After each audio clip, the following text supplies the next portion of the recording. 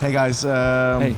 Reinier, Ben, welcome. Thank you. Welcome to Jazzahead 2024. Welcome to our Stingray Jazz booth. Mm-hmm. Great to have you guys here with us. Such a pleasure. Great to Thank be you. here. Thank you. And yeah, we want to start off with a few questions, and we want to start off with you guys have performed quite a bit. Mm-hmm. You guys have together. together, yeah, about 300 times, you'd say. Yeah, more or I less? haven't counted these past few years, but easily over 300. For sure. Yeah. So, still how- going strong, I think. Amen. We would Ben's love- given we me a would lot. love to play more. I think your audience thinks that you're doing a great job, so I think you're right. But does that even still feel like performing or work, doing this together as friends? It doesn't feel like work. No, it feels like doing something that, well, if I speak for myself, but I think this goes for you as well, is doing something that I enjoy so much, and we're really good friends as well, so it always feels a bit like a holiday from normal life, you know, if we get to play and spend time together and travel. How did this partnership emerge? I mean, the first time we shook hands was in Brooklyn, in New York, where Ben lived at the time. But he already had quite a reputation as a young man, a young fellow of 16 years old. So I remember people transcribing his solos from MySpace in the canteen of the conservatory That's old in school. Amsterdam. Yeah, Very. The good old days. Yeah. yeah, we're not getting any younger. And then we shook hands in Brooklyn, but it wasn't until Ben moved back to Holland that we started working together a lot, which was around 2009. Correct, yeah.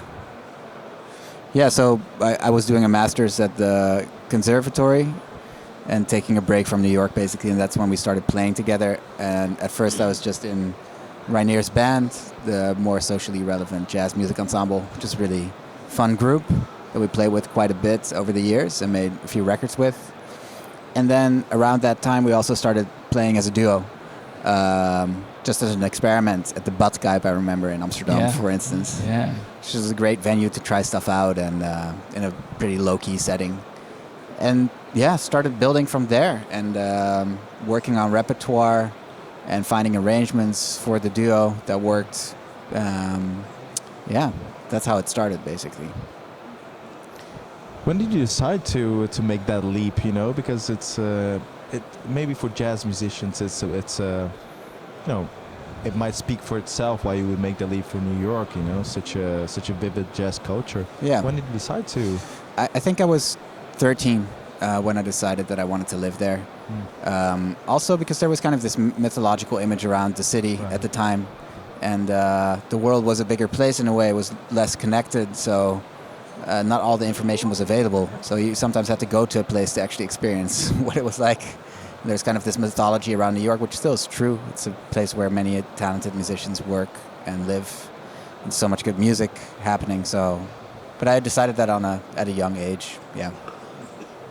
And so, Reinier, your approach to guitar that's often described as having humor and unexpected turns, you know. And how do you infuse your personality into your playing?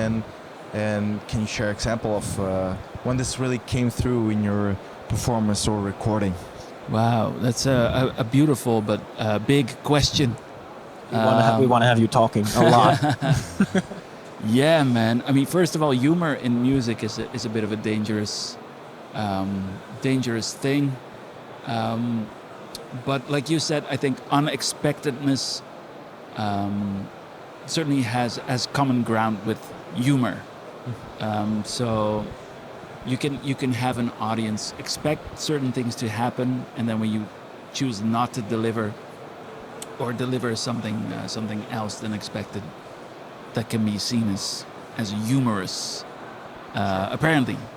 But it's still fortunately a mysterious thing. Humor and music as well is a mysterious thing. Nobody knows what it is exactly, what it's for, or why we do it, which is crazy if you think about it. But yeah, I grew up listening to my father's records, and among his heroes is Frank Zappa, who I think has a similar, his music grins right? Talking about humor, I mean, Exactly. that's- I get the relative in personality. Let's put it that way. Oh, yeah. Sure. Yeah. So yeah, this is something I like to play with, but I don't think I'm too conscious about it when performing. But expectations of an audience, expectations of the people you play with, and choosing whether or not to deliver on them, I think is an interesting parameter for me to I think fool if this around is a with. fun way of describing your way of playing. How would you describe your way of playing? Oh boy. This is other people's opinion. What about you? Yeah, I mean, I can tell you what I try to do when I play Sure. guitar, and I hope it's somewhere close to what actually happens. But there's certain values about music and certain reasons why I think we describe ourselves as jazz musicians, or at least for me personally. I think improvisation, to have that be a part of the music, so having things arise from the moment and taking a certain amount of risk that allows for novel things to happen and that allows for each concert to sound differently from the night before or the week before. That's an important value for me, so that's something I try to do every time. And there's some things specifically to the guitar. I want the guitar to sound like one. So I love when people find different ways of playing their instrument without necessarily resorting to effect pedals or post-production. But the guitar, I think, is the guitar specifically is an instrument where you can get a lot of different textures from it without using effects necessarily. Although I'm not opposed to those either. I must say that it stood out that seeing you on stage and you mentioning this, there is not a very huge board below. No, it's pretty limited. It Yeah. looks like a beauty case. I've heard comments. Oh, well, a pedal board can be a beauty case in that sense. Yeah, fair enough. Yeah. But maybe that's enough of a challenge, you know, enough of a challenge when you. I suppose you could consider like having a huge pedal board could Yeah. be maybe a distraction, and there's a challenge in the limitations, if you will. It can be, yeah. It can also be a beautiful instrument. You know, someone like Raphael Vanoli, he uses a lot of processing, but the result is incredible, and I love to listen to it. It's just sort of a door that I've kept more or less closed for myself as a restriction, really. What's your take, Ben? On his playing? No, let's not reveal all the secrets. Oh boy. Yeah. It's okay. Are you more into the natural sounding of the instrument? For Are sure. you- I mean, unfortunately, the saxophone also doesn't lend itself so well to be used in combination with effects, though some people do it successfully. It's just hard to merge this super analog sound with something digital, I find. And especially because the saxophone projects in a certain way, the sound goes into the room in a certain way. To mix that with effects is challenging, I think. It's not impossible. It's just not also something I never really attempted to do. And I also believe in this handmade analog quality of music, which I really love, and which is also something that I associate with the masters of the music, you know, who came before us, all these great people that we grew up listening to. It's incredible what they could do just with their hands, and if you're a saxophone player, with your hands and air, basically, and to create this whole world of sound. I think that speaks to human ingenuity, even though there's a limitation, you know. So I try to go for that, to see how much you can create just by using your own hands and your own body, basically. Well put. And guys, so jazz is of course American, you know, traditionally, of course. But you guys play and you guys' performance is described as, you know, unmistakably European, you would say. How do you balance those influences of the traditional and the new and the old ways and the new ways that you want to go? How do you balance these factors, and what does it mean for you to have an European sound, so to say? Wow, what an excellent question. I would say for me personally, but I think some of this is true for Ben as well, is that I love when you can hear where someone is from in their music in terms of geography, but also zeitgeist, when someone's born. And I think generally speaking, European musicians just have very different influences musically growing up, or at least this is true for me. My father worked as a classical double bass player in the radio orchestras in Holland. So I got to hear a lot of classical music, European music, Right. which is a major influence on my playing and writing especially. But I've also had to come to terms with the fact that I'm from 1985 and from Northern Europe, and I'm playing all these jazz standards and learning this music that's been around for a relatively short, but absolutely, in terms of my life, long time, and is unmistakably American in heritage. So these are things that I've had to spend a lot of time thinking about, how to merge my European upbringing with my love for American jazz music. So that's an ongoing process. Do you have something to add, Ben? Yeah, I mean, when you say this, I'm talking about geography and zeitgeist, I also have to think about Pino Palladino, who is Welsh, and it sounds, nothing like where he's from, basically. Mm-hmm. And I grew up with, my father owns a record store, still does, it's called Swing Master in Groningen, and is a huge music aficionado, specifically jazz and blues he listened to all the time. So I grew up being exposed to more American music than probably most American people growing up, like our house was full of it and it was constantly on. And he recorded blues artists in his store and stuff, so yeah, for me it was very normal to be around that. And yeah, so I don't know if where you're from determines necessarily what you relate to most, I was just thinking about that while you were saying it. But of course the cultural influences, they do matter eventually. But when we're making music together, I'm not really thinking about that so much. It's more of a gut feeling. It's like, does this Right. work? Like, does this resonate?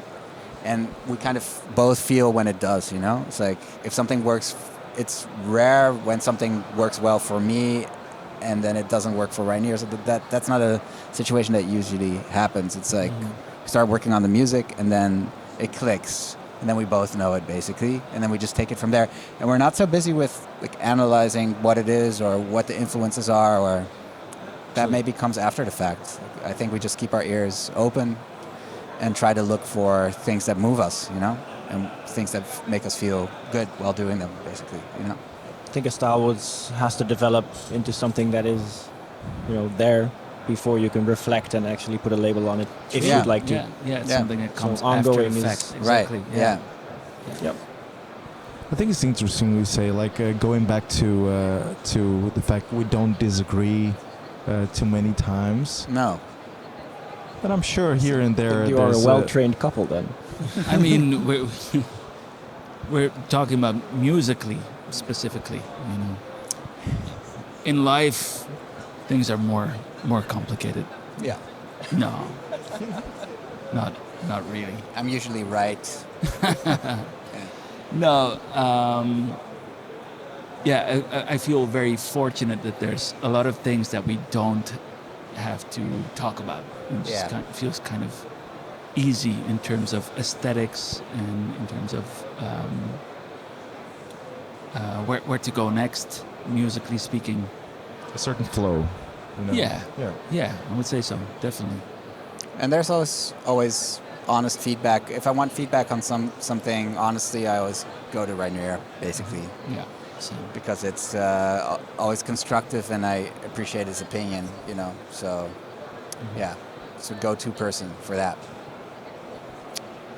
Guys, you've worked with a world-renowned Metropole Orkest and recorded the album Smash Hits, and which is, you know, a little while back, 2018, but still, what was it like to collaborate with such a renowned ensemble, and how did it differ from working with as a duo to working with a bunch of people, basically? Yeah, it was really fun.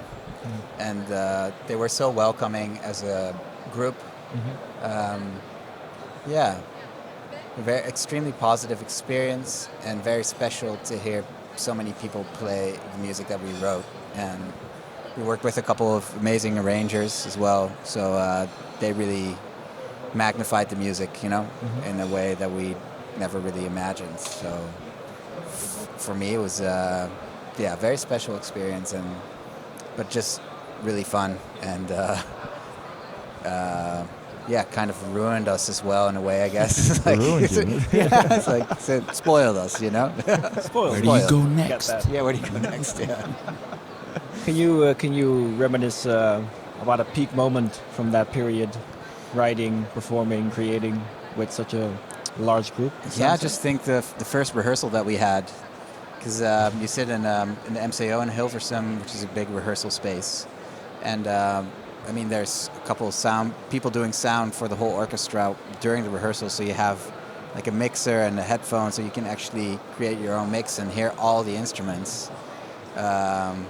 That was pretty surreal, hearing that. So that was definitely a highlight. And then we played at North Sea Jazz Festival, which was another highlight, playing for a big room, lots of people, and those two I would mention. Same. Yeah. Cool. Couldn't think of, you know.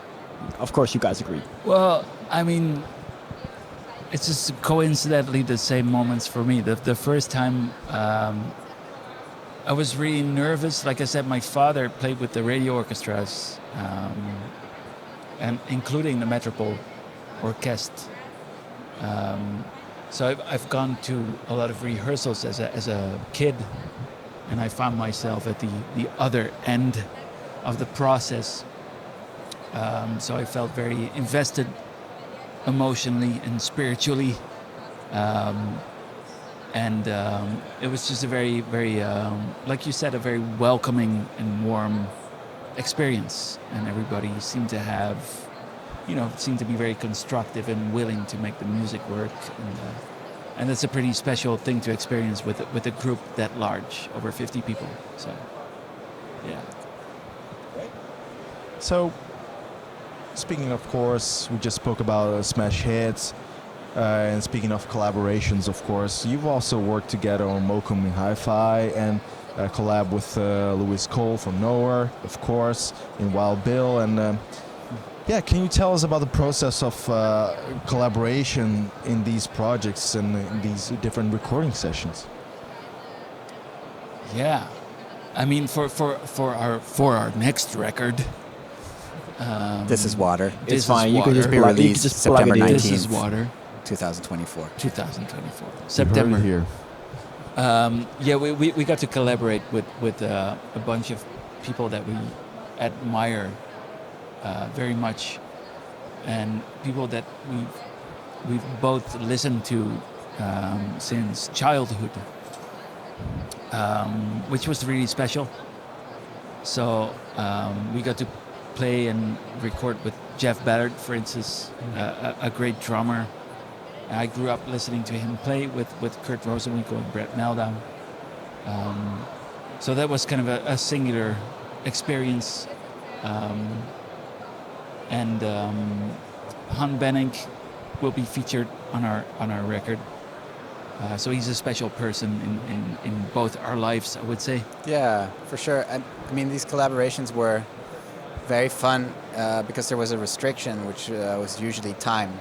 So with Jeff and Corey Smythe, and also to a lesser extent with Han Benink and Marta Varelis, who were both on the session as well, we had a couple hours to make the music work. And so that influenced the way we wrote the music, because it has to be concrete, and have some content to it, but it shouldn't be overcomplicated that you have to rehearse it a There's bunch. a certain pressure. You got to Yeah. get it done. You got to get it done. So Yeah. you have to have the music be in such a way that it facilitates that you can get it done and it speaks to people's strengths.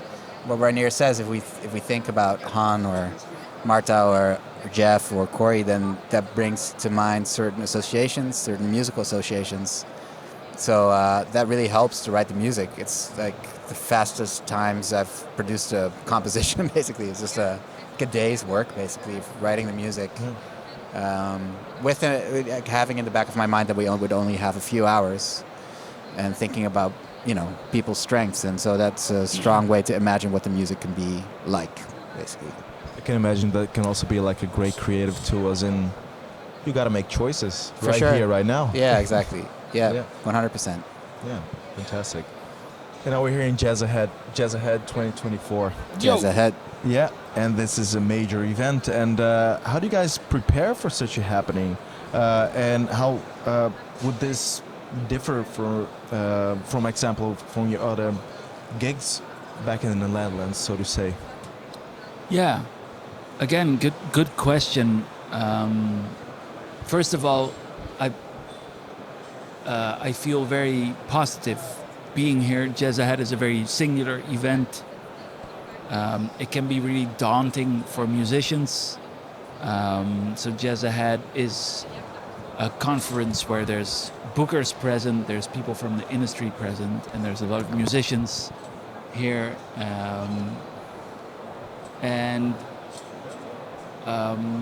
Before going to such an event as a musician, you can feel like you have to sell yourself or act a certain way or talk to certain people.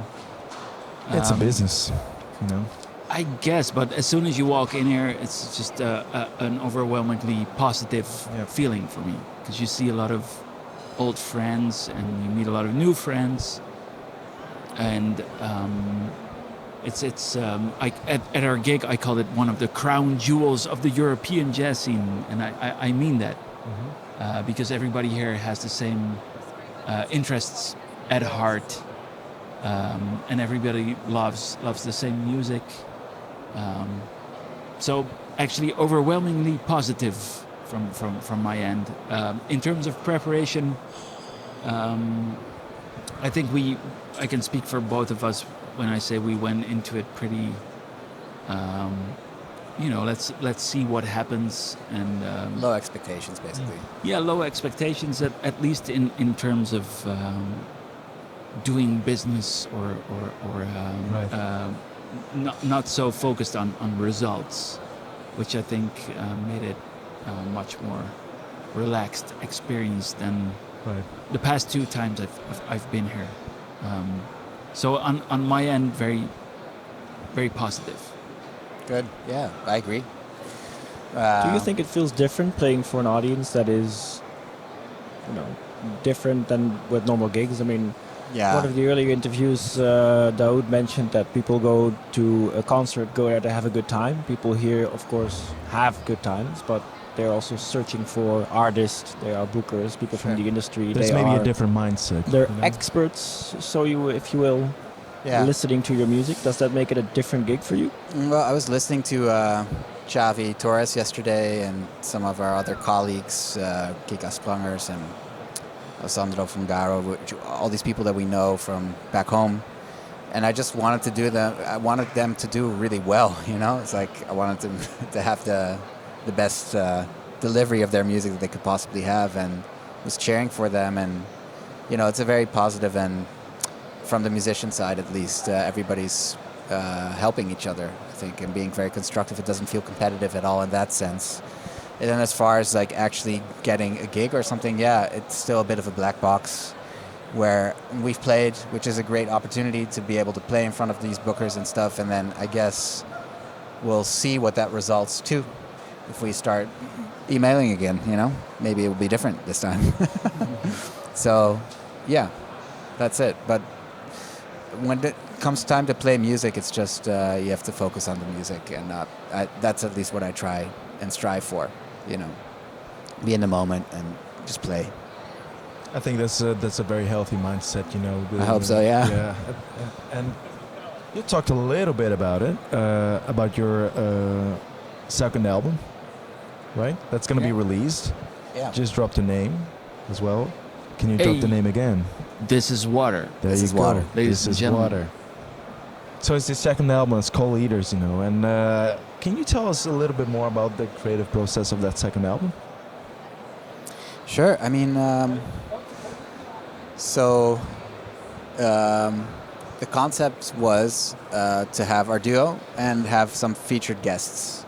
So we just mostly worked on the guest appearances first, and then went into the studio and recorded duo material.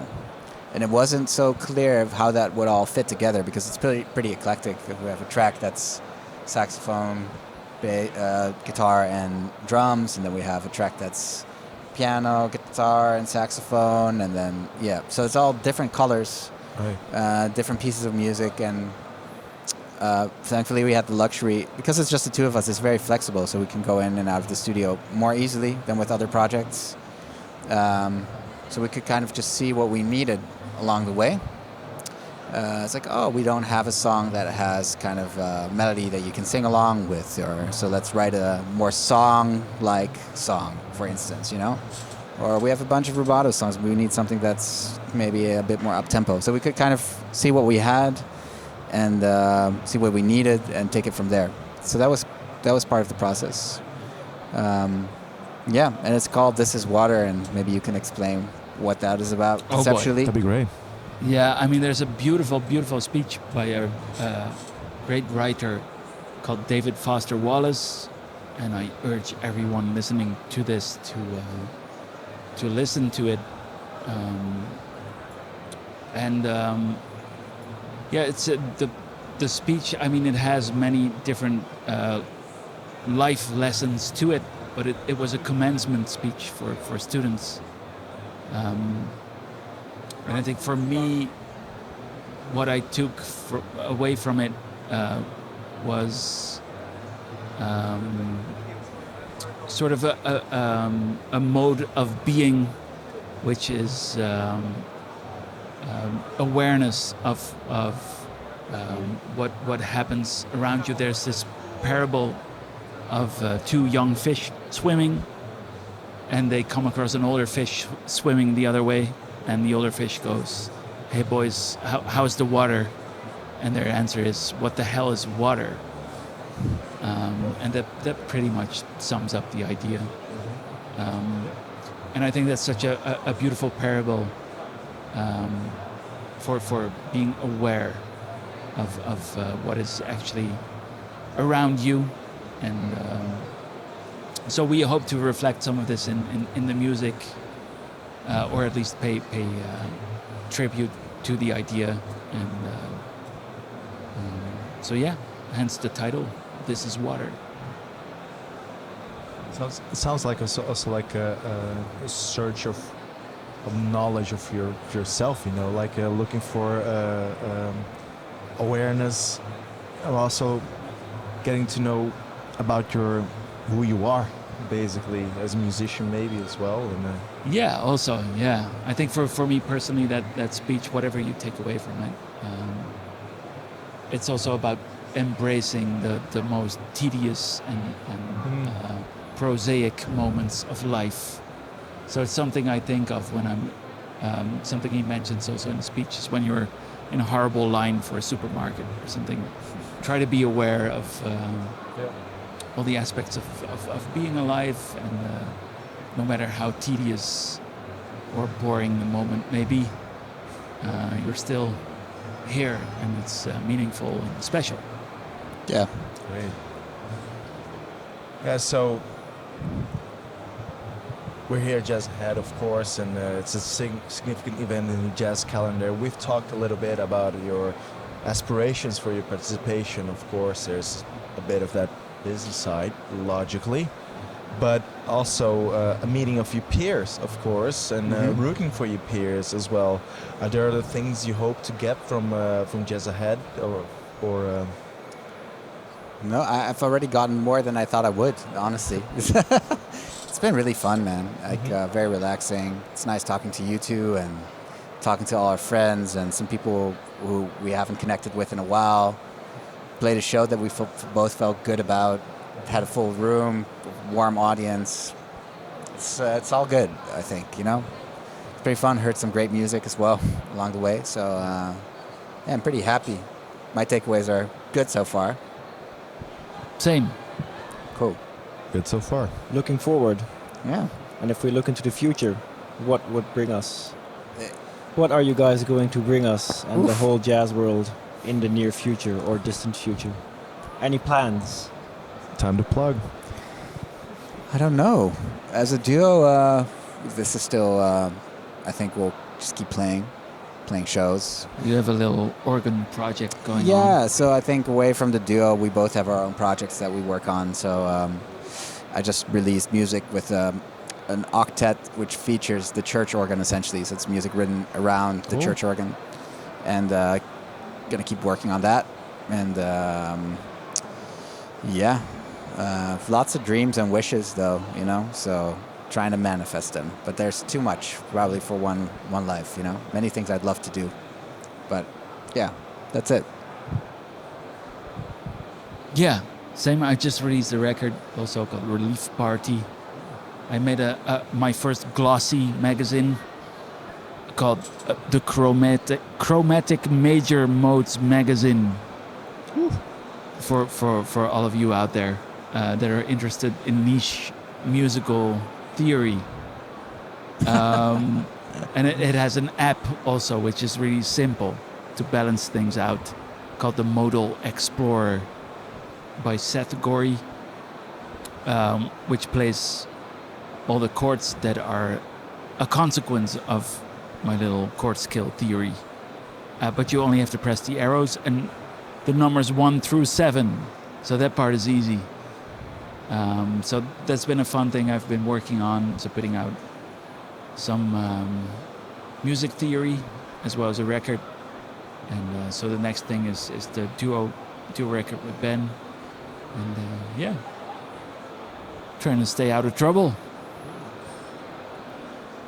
Fantastic, guys. Looking forward to it. Thank you. Really Thank you. nice. Thanks for having us. Ben, Reinier, what a pleasure having you guys here. Same. Thank you, guys. Thanks much. Wish you great Jazzahead 2024. Thank you so much. Thank you. And